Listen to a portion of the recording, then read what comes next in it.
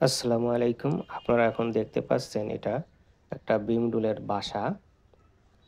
এই বিমডুল এর কামড় কিন্তু অনেক বিষাক্ত। এটা দেখুন মাটি দিয়ে ঘর বানাচ্ছে।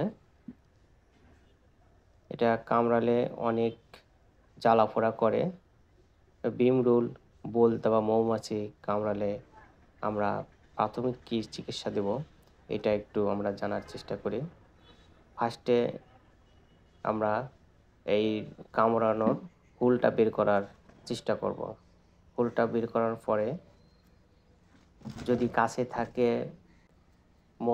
মধু এখানে লাগিয়ে রাখলে ব্যথা অনেক কমে যায়। আবার মধুর সাথে হলুদ মিক্সার করে একটু লাগালেও ব্যথাটা কমে যায়। আবার অ্যালোভেরা জেল ওইখানে দড়ি রাখলে বা কিছু অংশ দিলে ব্যথা কমে যাবে। আবার রসুনের কোষ থেকে কিছু অংশ ওইখানে লাগিয়ে দিলেও ব্যথা কমে যায়। বেকিং সোডার সাথে একটু পানি মিক্সার করে পেস্ট বানিয়ে লাগালেও ব্যথা কমে যায়।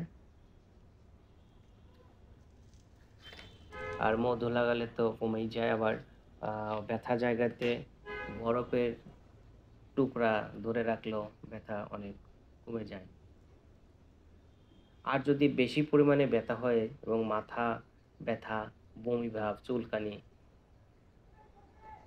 তখন প্রাথমিক চিকিৎসাতে কাজ হবে না, তখন নিকটস্থ চিকিৎসকের কাছে নিতে হবে। এটা কিন্তু আসলেই অনেক বিষাক্ত।